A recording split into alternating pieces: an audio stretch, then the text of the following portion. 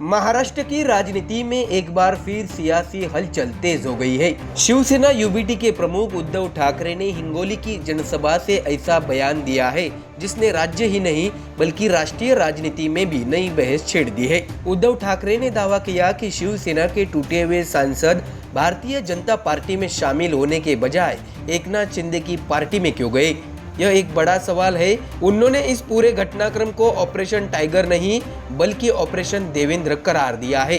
दर्शकों जानकारी दे कि अपने संबोधन में उद्धव ठाकरे ने कहा है कि हाल ही में उनका और महाराष्ट्र के मुख्यमंत्री का एक ही विमान से सफर हुआ था। इस दौरान पत्रकारों ने उनसे पूछा कि दोनों नेताओं के बीच क्या बातचीत हुई। इस पर उद्धव ठाकरे ने हल्के अंदाज में जवाब देते हुए कहा कि दोनों के बीच बादलों के ऊपर उच्च स्तरीय चर्चा हुई, लेकिन इसके बाद उन्होंने राजनीतिक हमला बोलते हुए कहा कि महाराष्ट्र में जिस ऑपरेशन टाइगर की चर्चा हो रही है वो वास्तव में ऑपरेशन देवेंद्र है। दर्शकों आपको ये भी जानकारी दे कि उद्धव ठाकरे ने दावा किया कि उन्हें संदेह है कि भाजपा नेतृत्व को यह आशंका है कि भविष्य में देवेंद्र फडणवीस प्रधानमंत्री पद की दौड़ में शामिल हो सकते हैं। इसी वजह से उन्हें महाराष्ट्र की राजनीति में उलझा कर रखने की रणनीति बनाई जा रही है।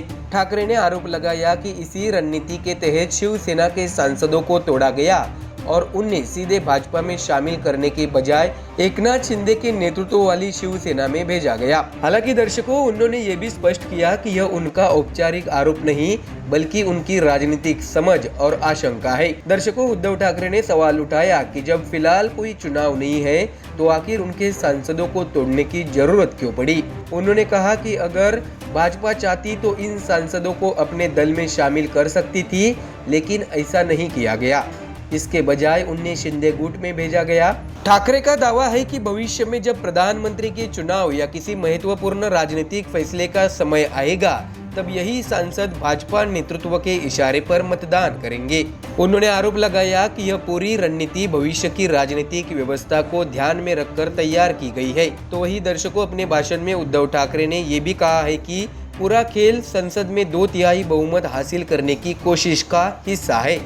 उन्होंने कहा है कि पिछले लोकसभा चुनाव में भाजपा अपने दम पर पूर्ण बहुमत हासिल नहीं कर सकी और लगभग 240 सीटों पर रुक गई। ऐसे में अब विभिन्न दलों के नेताओं और सांसदों को अपने पक्ष में लाने की कोशिश की जा रही है। ठाकरे ने आशंका जताई कि यदि संसद में 2/3 बहुमत मिल गया तो संविधान में बड़े बदलाव किए जा सकते हैं।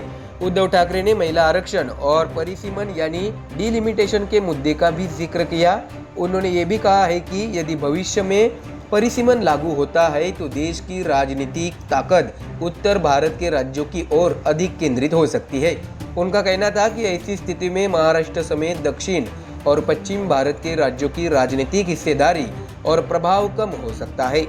ठाकरे ने चिंता जताई कि इससे क्षेत्रीय संतुलन प्रभावित होगा और कई राज्यों की आवाज कमजोर पड़ सकती है। ऐसे में दर्शकों फिलहाल उद्धव ठाकरे के इन बयानों ने महाराष्ट्र की राजनीति में नई बहस छेड़ दी है। उन्होंने सीधे तौर पर भाजपा, अमित शाह और एकनाथ शिंदे की राजनीतिक रणनीति पर सवाल उठाए हैं। हालांकि इन दावों पर भारतीय जनता पार्टी या एकनाथ शिंदे की ओर से अभी तक कोई आधिकारिक प्रतिक्रिया सामने नहीं आई है।